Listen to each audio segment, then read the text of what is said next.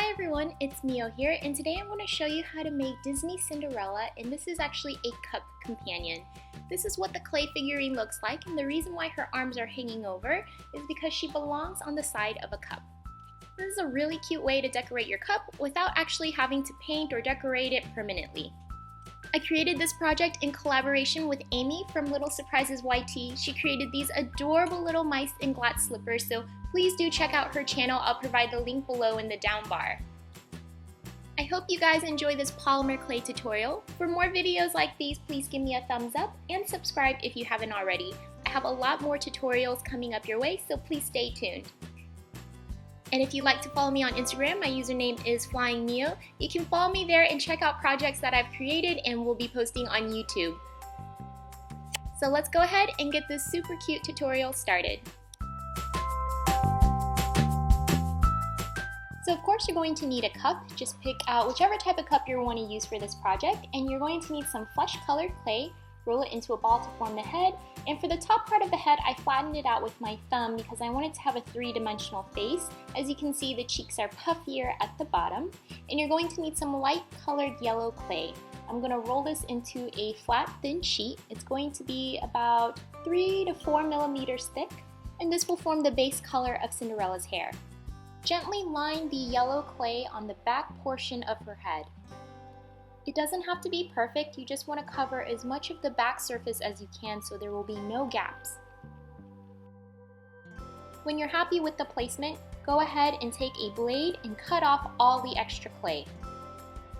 Just use your fingers or a clay tool to help smooth everything out. You want to make it look like one seamless piece of yellow clay that was stuck to the back of her head. For the details of her hair, I took some yellow clay and rolled it to what looks like kind of like a kidney bean, and you're going to take 2 of these and place them on the sides of her cheeks. For her bangs, you're going to need a larger piece of clay, also in the shape of the kidney bean, but you're going to flatten out one side, and this side is going to be the part that blends into the rest of her hair. You will also need 2 smaller pieces that look very similar, and this is going to flank the bangs that you just created. You're just going to stick the 3 pieces together with the large piece being in the center, and you're going to stick this on top of Cinderella's head, as you can see here. And you can see the front part protrudes out her face a little bit, so you kind of have 3-dimensional bangs. Blend everything out, and this is what it looks like so far. Now for her bun, I'm taking some yellow clay rolled into tiny little balls. I have 3 of them, with the center one being larger, and I'm just sticking all 3 of them together, and I'm shaping it around my thumb because the head is kind of a dome shape, and that way it will stick onto the head much better. And I just place it on the center of the head, and that will be her little bun. So let's go ahead and move to her body. I'm taking some light blue clay and I shaped this into a cone. And with a clay tool, I went ahead and formed lines up and down the dress. And this will give your dress a more 3-dimensional, flowy kind of look to it. For the torso, I took some flesh and light blue clay. I stuck them together and rolled them so they become one seamless piece. I cut off the top piece of the flesh clay to stick to the head, and for the bottom part of her torso, I cut it in a diagonal shape because I want it to sit diagonally onto the dress so that way her body can be flat up against the cup. You should have no pieces protruding out in her body, otherwise it's not going to fit well on the cup. For some legs, I rolled out some flesh colored pieces of clay and I put some silver pins into the legs and I stuck them onto the very bottom. Now the most important part of this project is actually her arms. So I went ahead and took a piece of clay and shaped it into what looks like a teardrop here. And once you're happy with the size of the hand and arms, you're actually going to take your cup and you're going to place this arm on top of the cup and bend it around the cup so it will fit perfectly.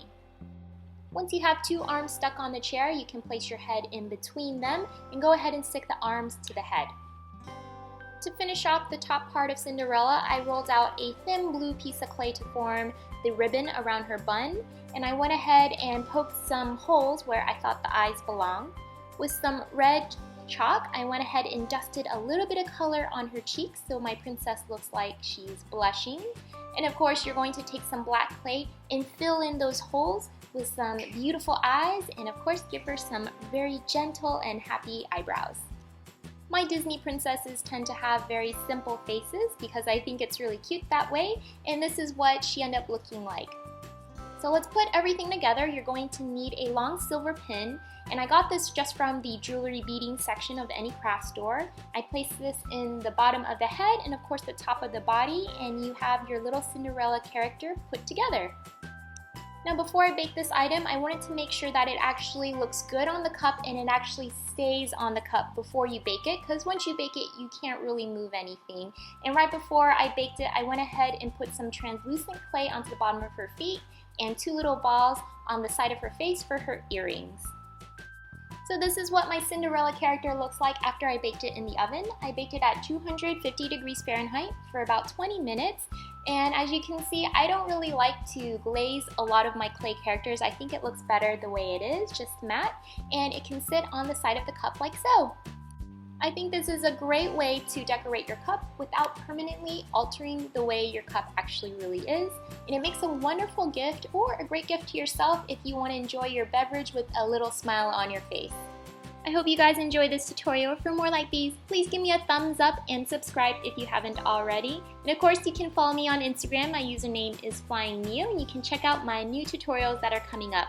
I also want to thank Amy from LittleSuprisesYT for such a wonderful collaboration. Please check out her video and her channel.